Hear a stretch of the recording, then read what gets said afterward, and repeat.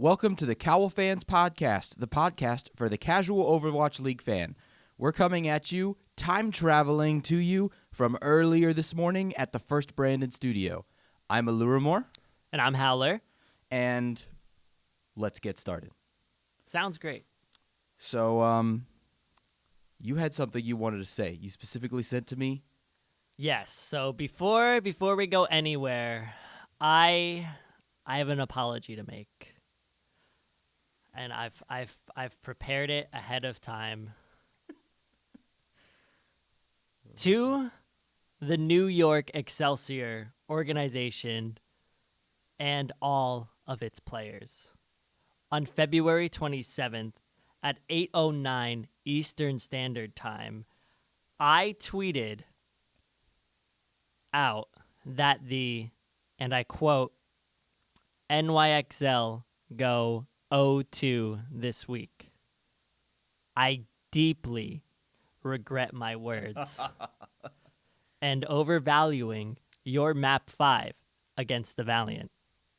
You have proved throughout your franchise history that your individual skill and teamwork is nigh unmatched. I extend my deepest apologies to the entire Excelsior organization and promise to never doubt the NYXL again. 죄송합니다.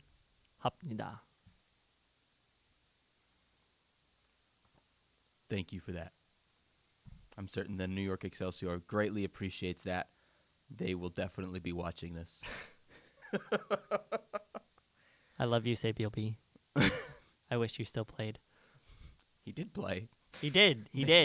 And look, that was still they lost. If they played him every map, I would have been right. That's true. Okay. Well, let's start with our hometown guys.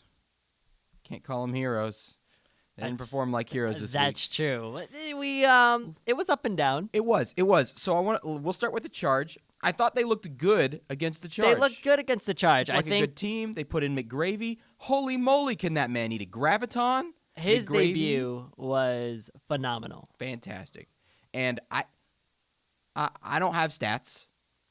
Maybe we'll tweet at the Captain Planet. But I feel like McGravy might have eaten more gravitons per 10 minutes than any other diva. He swallowed them up. Maybe. I mean, back to back to back. It felt like he was eating so many of them. Like, gravitons, the breakfast of champions. Except that we're not champions. So I guess just the breakfast. We felt like champions on that Numbani, though. We did. We were so good. I mean, McGravy. So this is McGravy's first time in the Overwatch League, right? Yeah. 0 deaths on his first map. You can't get any better than that. Yeah. Looked really good. I loved our point B hold on that map. Like, we looked like a dominant team. We did. And then our control, still not good. No. Our control looks like crap. And turns out that the Saya player thing that we did and the last map 5 is just our strat for that map. Yes. And no, fam. That ain't gonna do it. Yeah. I just don't know what else to say. That's not gonna work. We're gonna have to work out some new strategies. We're gonna need to work out something, anything else, because just click their heads. Just click their heads, forehead. It's just not good. It's not good. It's not good. We're gonna have to figure that out. And it's gonna continue to hurt us because the tiebreaker map. The tiebreaker map is going to always be control. So if we're always losing control, we have to bet on 3. And if we lose any of those other 3 maps, the assault, the hybrid, and the escort, right, we have to go to another control map. It's too close to call. It's never going to be the safe decision. We need to just get control underway. But then we went and played the Outlaws. And we probably should have had the Outlaws. The Outlaws should have had a little bit of that mental... it should have at least been close. It should have at least been close. It wasn't. We got rolled. I think we took the last map. Did we take map 4? Yes, we did take the 4th map after they subbed out Raucus for Bonnie on Zenyatta, their Mercy player from last season, and then also subbed out Linkser and Dante in favor of Spree and Cool Matt, both of their off tanks. So they're just doing stuff. Just like they New were York, just playing their players. Just like in New York, they're just playing their players. They're garnering some fan interaction. The fans love to see them. I get it, but they threw that map. We had to take the map that Houston Outlaws handed to us. That doesn't feel good. And on Control, Florida, that doesn't feel good. On Control, did you see that tweet? They accidentally had Bonnie in at the start. They wrote the wrong name down on the list they gave to the referees to start, so they grabbed the wrong peripherals. They weren't even prepared to run that comp and with those players. And we still looked bad. It wasn't good. That was... It was rough. Florida, we love you. We do. We want to cheer for you. You are making it very difficult to be a Florida fan. Please stop running to Vic on May. Or at least let Hago flex off of that Ana. Yeah, I don't understand this Ana. Listen. The casters said something about it, and I don't really remember what it was. I think it was Wolf and Achilles were talking about. There's a combination that can be done with Ana and the Tavik alt and all kinds of things that could have really rolled in just right. But then Tavik gets his Blizzard and does it, and I don't remember what other ultimate needed to be online for this. Really, they were like, if they get all these together, they're just gonna clean house. Mm-hmm. And I was like, yeah, that looks right. And I can't remember for the life of me what it was. And then Tavik gets his Blizzard and doesn't wait. You know, it feels like he was just sort of, I've got Blizzard. The end of King's Row. And I'm like, yeah. And I'm like, that was so bad. And I'm like, Tavik, why? That ult friends. Was a throw. You Especially you team. Just lost 2, and he used that 2 at least. It was a really bad Blizzard. It wasn't but good. The other thing, like, sure, maybe Ana is going to prepare you for this big offensive push or something where you're just going to clean out the enemy team. Right. I already feel like with Graviton Surge and Blizzard, that's already a lot. And you have EMP, like these 3 ults, like if you need to use them all at the same time, you can if you really want to clean house. But you could probably stagger them. Like just freezing someone when Tavik just Blizzard seemed to be enough. And I don't understand why you need this Ana, because like we have all these combos and that's great. The second they get Graviton Surge online, if we don't eat that, we don't have trans. Right, and it's not like we're playing McGravy, our better Grav Eater at that point either. We were playing Zephyr. We're playing Zephyr, yeah. And it's just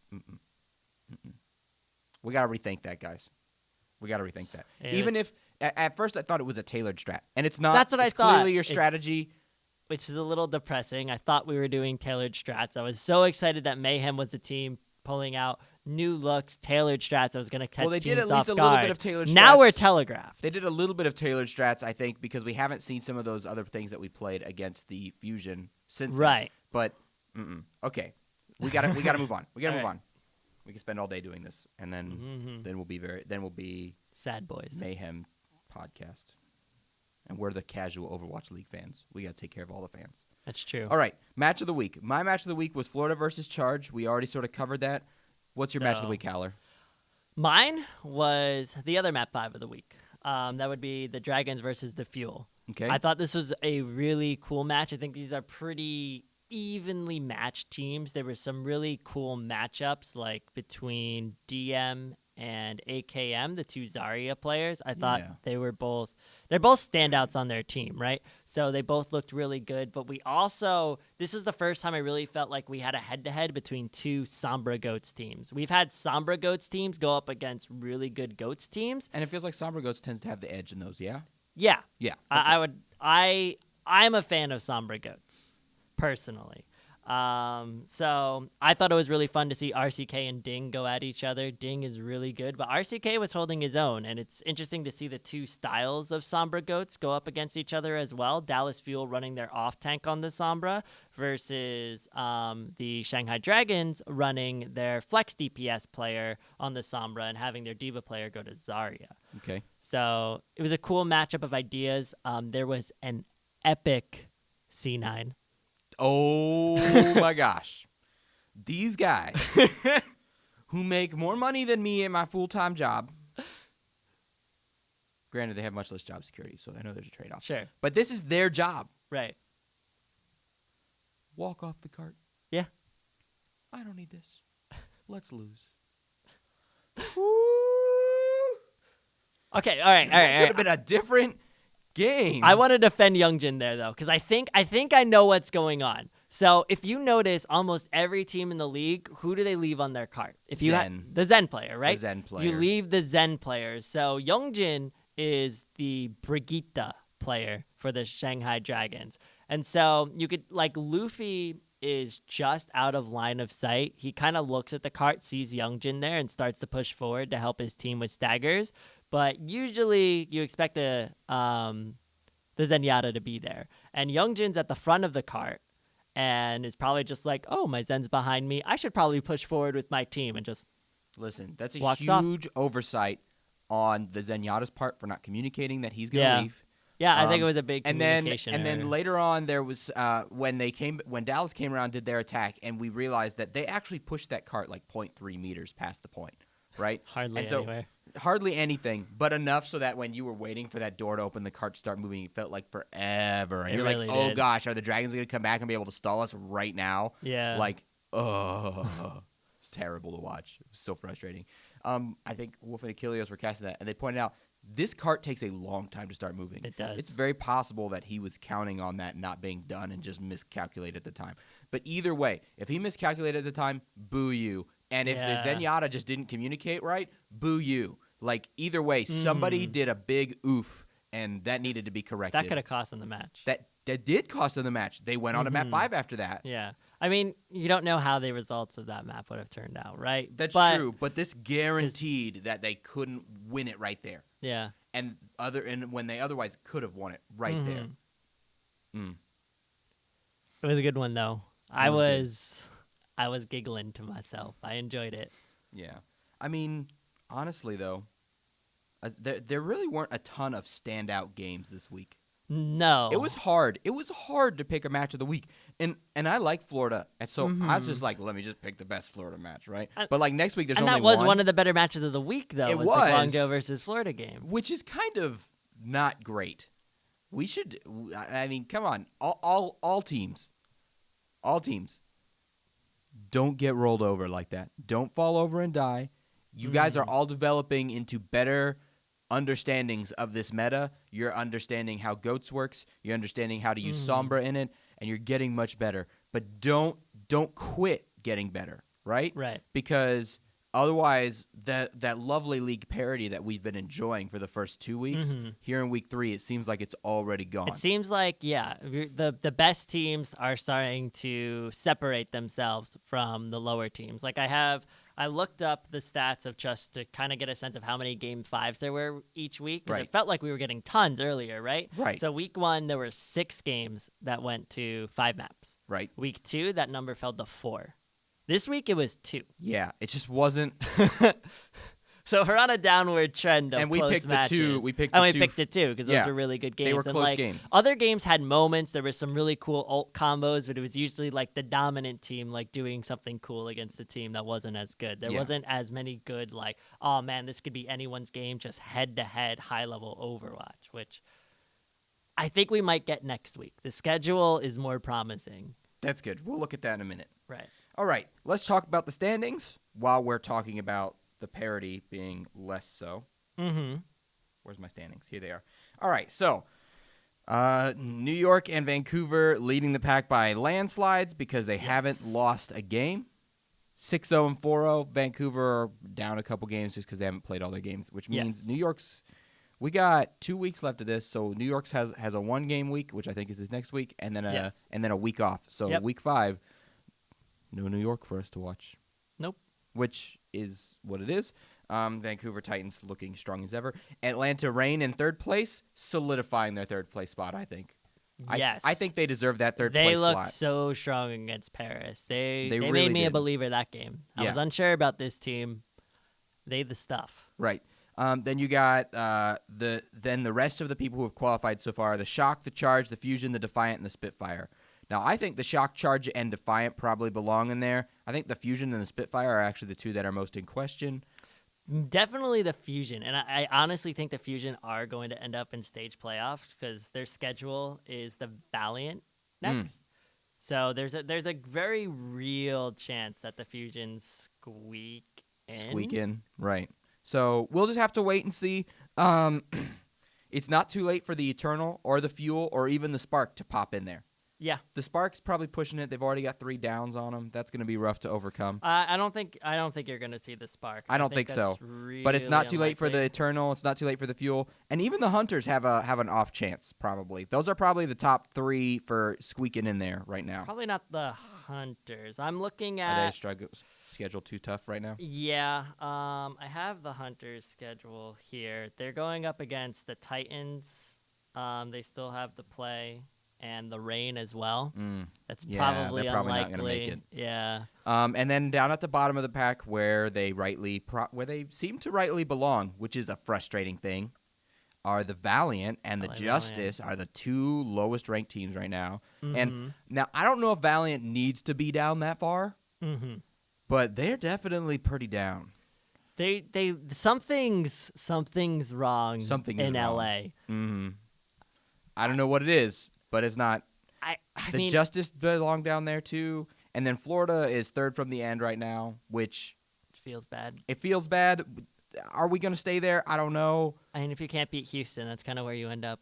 Yeah, that's kind of what's happening. It's kind of the only spot left for you. So we'll just have to sort of see how that goes. Yeah. Let me see here. I want to get off standings now because honestly, we're less than 7 games into the whole Right. league. I mean, think just think about that. You'll want to pay attention to the Dragons next week. The Dragons are playing teams. Hey, wait, it's not that time yet. Right. I'm just That's talking later. about for like the standings. You're messing up my itinerary.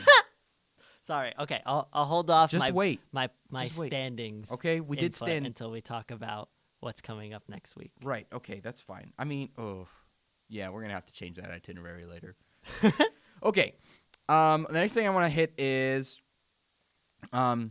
we had a butt ton of changes show up on the PTR this past week. Yes. Listen, it's too many. We're not gonna hit them. There's here. like 14 heroes at least. got adjusted, and then a whole brand new hero, and then we've got the new Paris map that's out now. Listen, I don't know when this is gonna go live for the league. I don't know if it's gonna be stage 2 or stage 3. I know a lot of people are hoping for stage 2. Most people seem to be, yeah. I have this nagging feeling in the back of my head it's gonna be stage 3. Either way, just know that whenever these come through, the entire Overwatch League standings are gonna be shaken from top to bottom. Oh yeah. There's no way they won't be. Everyone's gonna be figuring out how to play a whole brand new game. So just get ready for that. Yep. And then the thing I wanted to really hit in this chunk here is I want to talk about how single mistakes can cost us games. Because we saw this week in the Mayhem vs. Charge when Chris was trying to get his sound barrier out. Ooh. Yes. And they did a slow motion. They did a motion of where Chris was and what was going on with Chris. And he's running back to the point to save the Mayhem. We're looking okay. We're fighting on the first point on horizon. Yep. And Chris tries to jump up through the little opening in the front of that point A. And what happens is he has to wall ride. You can't just jump that. Yep. So he has to wall ride up that, and then he's going to use the fastest way to get up there is going to be wall ride part way up, and then use the jump animation from your sound barrier to get over that hump. He gets a little off and runs into that wall on the side. He doesn't center himself in that just quite enough. Yep. And he misses it, and his sound barrier gets Falls nobody but him. straight to the ground below his team. Right. That singular moment, like Florida looked like they were probably on track to win that team fight and even take that point. That singular moment cost Florida that point and therefore that map because it's really hard to defend point A. Yeah. Like, let's just be honest with ourselves. Florida's defenses have looked good, but it's hard to defend point A. Unless you're the Horizon. Washington Justice against the New York Excelsior. I don't want to talk about it. That's confusing. You're going to confuse our casual fans. I apologize if I've confused anybody. Anyways. Lots of apologies today. Lots of them. So listen, and I feel bad for Chris. Mistakes are going to happen, especially he was mistakes hard like on that. himself on Twitter. You could tell. Like, he was... But that's not the He only knew. thing like that happened. Right. Because, and it wasn't this past week. I think it was week 2. Okay. Week 2, because right after our podcast came out, I listened to some others, and there was one that had AKM come on it. Mm-hmm. And Dallas Fuel did a Bastion defense on Route 66. Yes. And Bastion Symmetra defense, which AKM was saying worked every time in scrims because it forced the GOATS team to stay back, and it forced them to have to switch to dive, and people are uncomfortable on dive right now. Was that on Route 66 or was that Horizon? It was Route 66 is what I was Okay. talking about.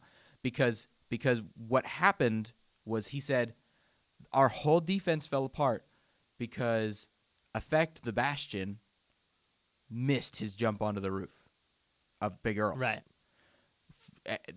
They were teleporting around, and they had these positions that they were planning on going to, and Effect missed the roof by this much. I mean, if you watch these guys play, they're already hitting those landings by a sliver, right? I've been watching some Diva plays. I've been watching some crazy plays on there that I'm finally like, oh my gosh, these guys are like, they know exactly what it takes to barely get on that roof, right? So that's where they're at. That's the kind of gameplay these guys are playing at. And he missed that Razor's Edge, which is so easy to do. Yeah. And that tanked their whole defense. Yep. And that snowballed way out of control for them because then they weren't able to You're do down the on full ult hold that they were economy because you succeeding weren't at. running GOATs, so you're always going to be behind. Right. And so while there's the parity that we saw last week may not be happening quite as much, I think it's safe to say that we are seeing that very small things make very large differences. That Florida versus Charge game could have been different if Chris had made that sound barrier. That Dallas game could have been different if Effect had made that jump. And let's be honest with ourselves, these gamers aren't to the same mental level that a lot of pro sports players are right now. Pro sports players are a lot better at shaking off a loss and moving on. We're not as a whole yet. We're going to get there. We're going to get there. But we're not there right now. And if Florida had won that game against the Charge, we could have seen a different Florida team against the Outlaws just because of the positive attitudes that they would have had coming off of that. I mean, pro sports players are a lot older, too, and I could do a whole podcast talking about. That's true.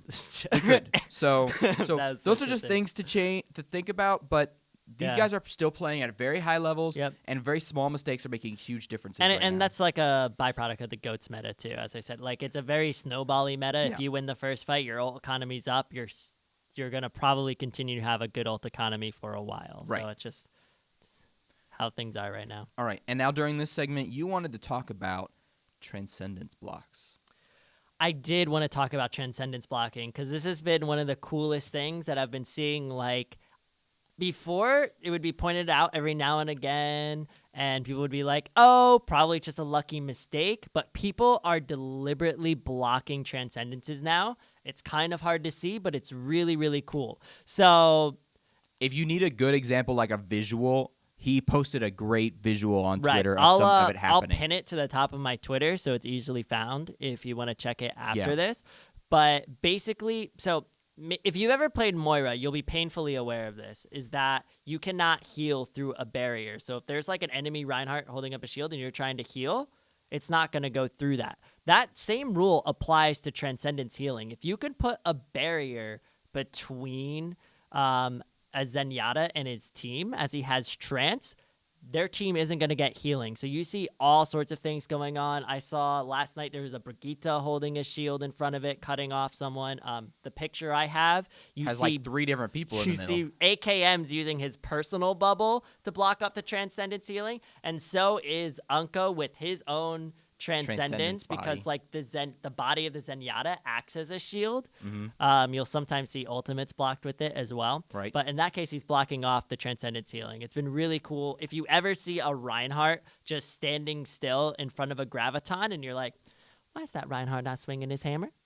I was asking that question last week. Yeah. I was asking that very question last week. That's what's going on. They're trying to block the Transcendence healing, and it's becoming prevalent where you could at least probably find an example every match. Like, this is something teams are doing now, and it's mind-boggling. So if you ever see, like, there's someone who's using Transcendence and someone just dies and doesn't seem like he's getting the healing, clip it. He's probably not healing. See if you could find the spot where someone's blocking off that healing.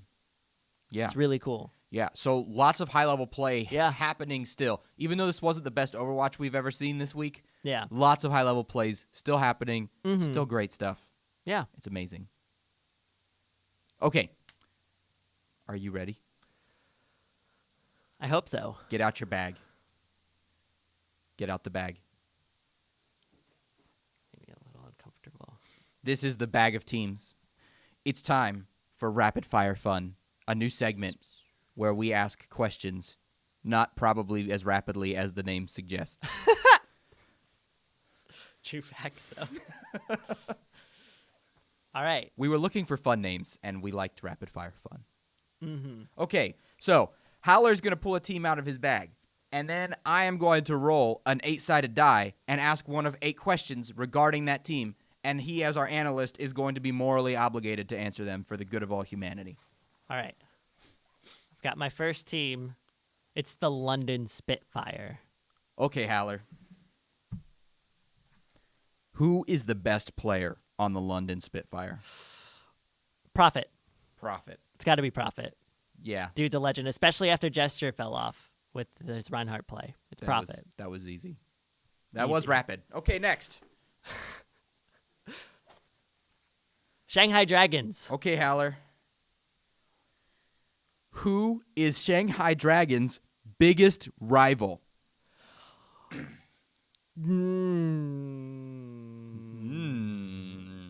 The curse. No. Ready for me to get this throw some knowledge at you? Okay. It's the Hangzhou Spark. Oh my. Because if you know your Chinese geography, Shanghai and Hangzhou sit on the same bay, like water thing. So there's like a little like bay.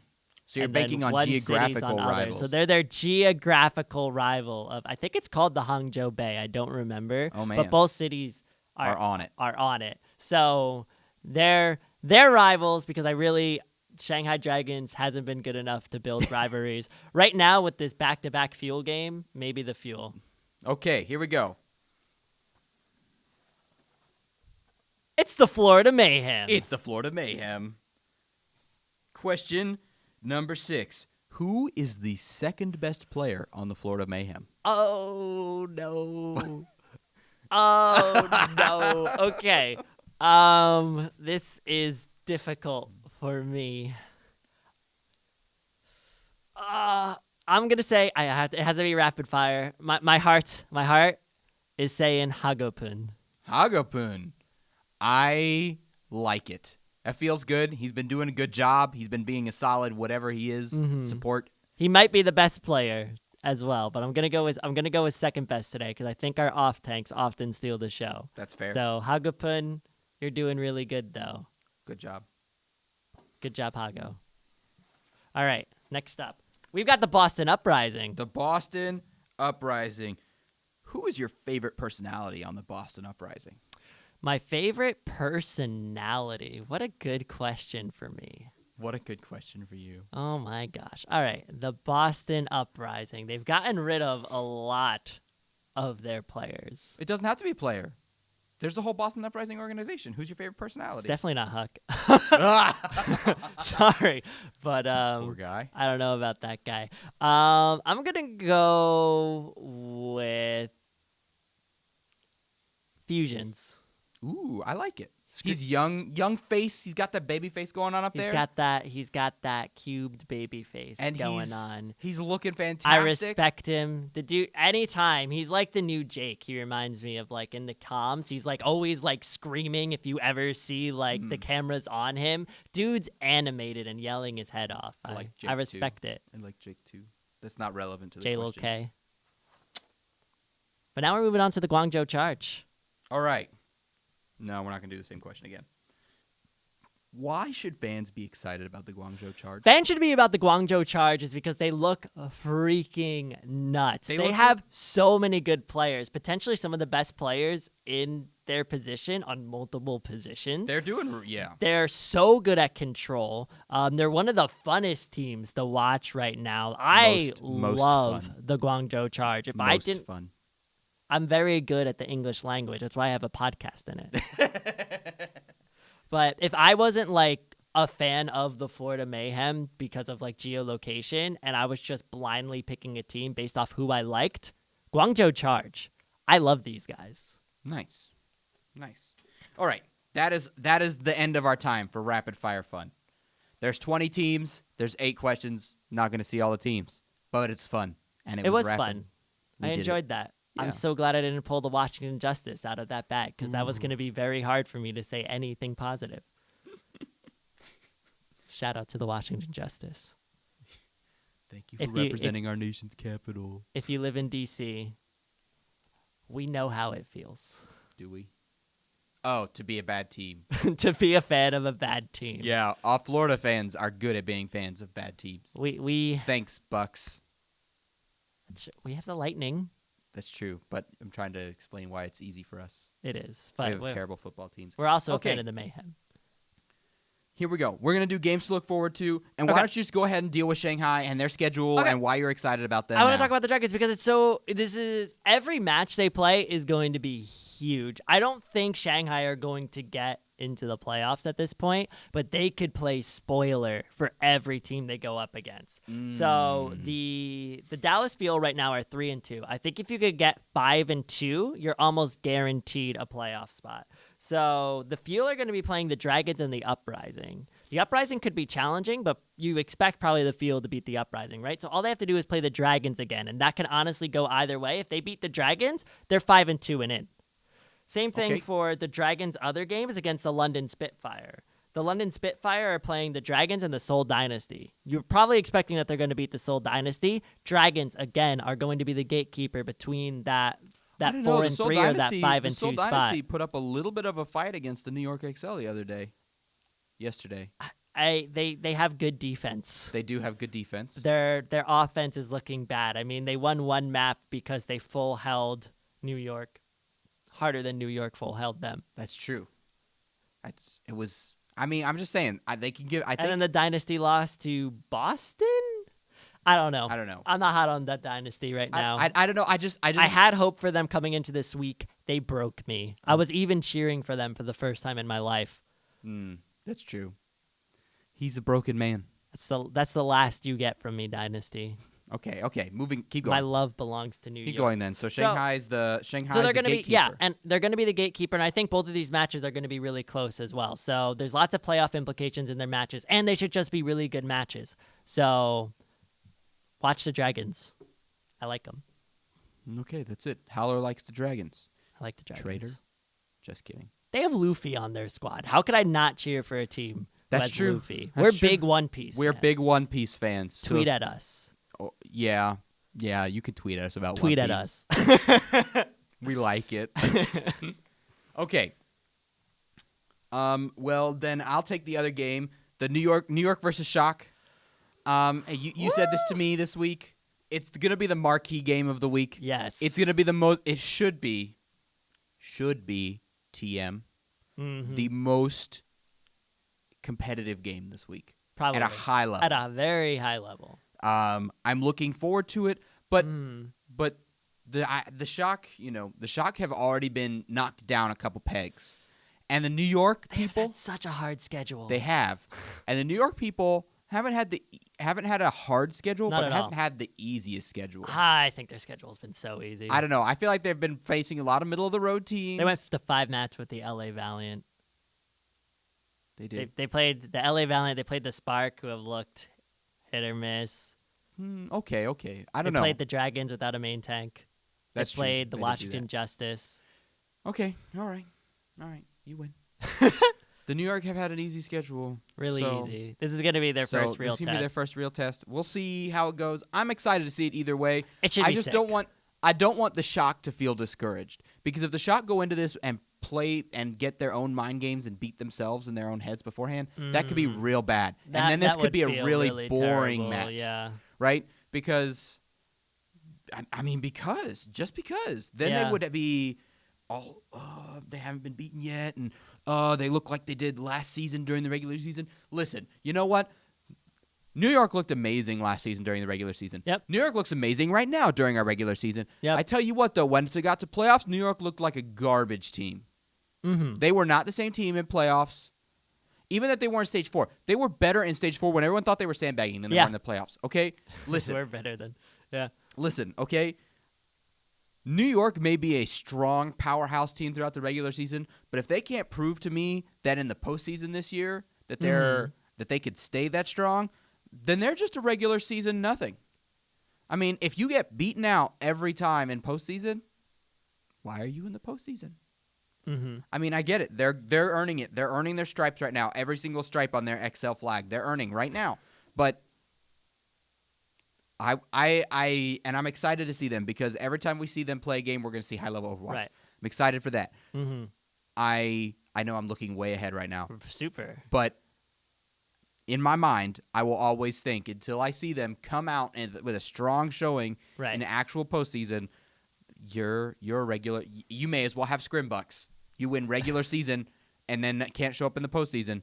It's just like the people who look, oh man, they look so good at scrims, and then they never translate it. That like last year, they were saying Zephyr looked amazing in scrims and couldn't translate it onto the stage. Yes. You know? So that's what a scrim buck is. That's when a scrim someone buck. says scrim bucks, that means this team, you always hear this team or this player looks good in scrims. That means during practices, yes, they're really tough to play against. And last year... But then on the stage, they're not. But then on the stage, right. Yeah.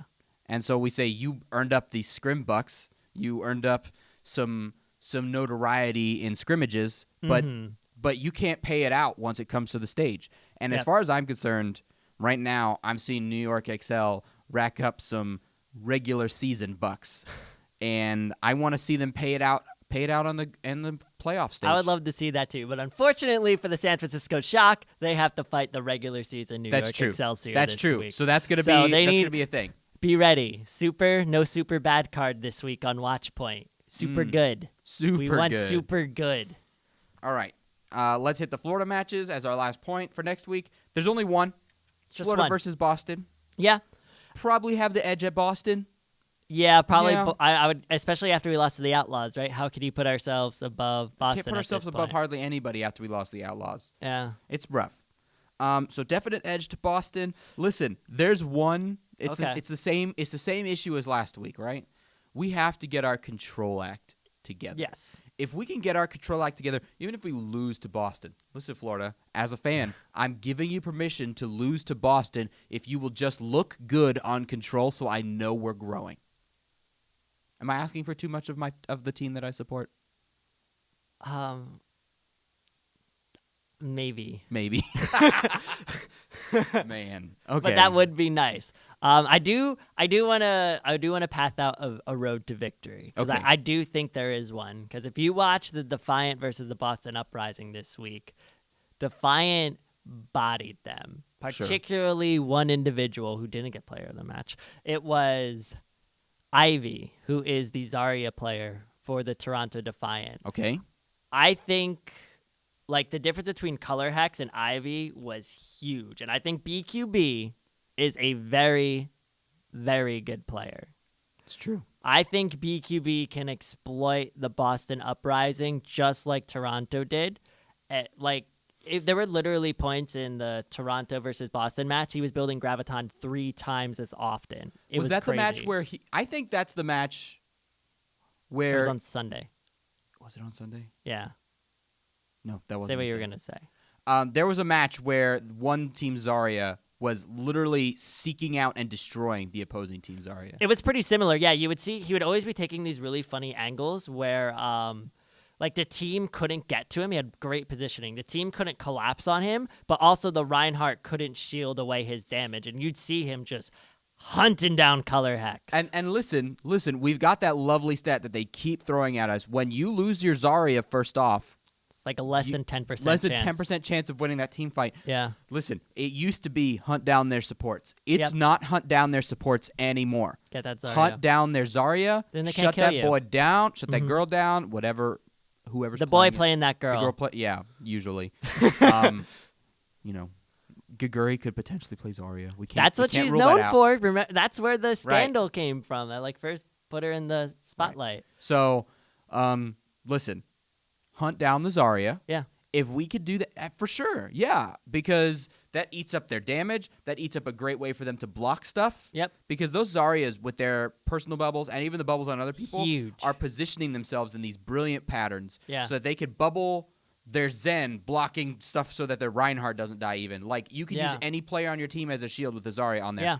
That's Or just shield Huge. your right. You'll mostly see it. Shield the Reinhardt. That gives them a second to just swing into the enemy team and get without tons of shatter charge, Yep. and then all of a sudden it costs them a lot to get shatter charges. Mm-hmm.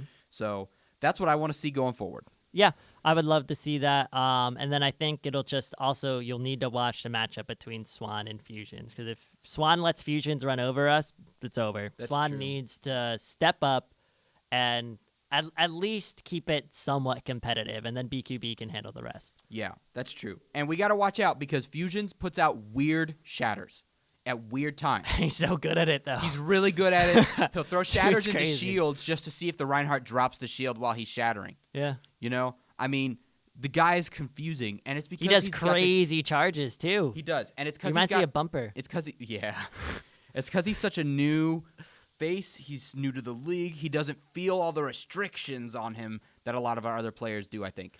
And I think that's going to only add up to his benefit because the more free you are to just play the game and be your best, the better you're going to be. I feel like after you run over the South Korean team with your Reinhardt play, even though they lost that match, he was still on the Reinhardt v. Reinhardt matchup bodying them. Yeah. So I think that boy has confidence now. He's like, I took it to South Korea. Who are you? The Florida Mayhem? Okay. Right. So, but yeah, you're right. That's a good path to victory. Hunting down the Zaryas is going to be important. I find Watch myself that yelling Zarya at the matchup. screen right now a lot. Get the Zarya! Shoot down their Zarya! They used their self bubble. Kill them. You will win. Yep. People still haven't totally grabbed onto that yet. I want to see them grab onto that in our future. Yeah. All right. Well, that's it for today's episode of COWLFans. Hope you enjoyed it. We were really glad you joined us. See you next week. I'm Aluramore. I'm Howleir. Bye-bye. If you're listening, Oh. not on video, and cannot see the beautiful graphic of our names, That's true. Howleir is spelled Howleir. Follow me on Twitter. I tweet a lot. Follow Aluramore on Twitter, I tweet less. but sometimes. He likes my tweets. I like his tweets a lot. You should like them too. Follow us and follow COWLFans at COWLFans. Yeah. Yeah. We for would sure. love to have you. All right. Well, I already said bye, but I'm going to say it again. Bye. We love you. Thanks for watching. Bye.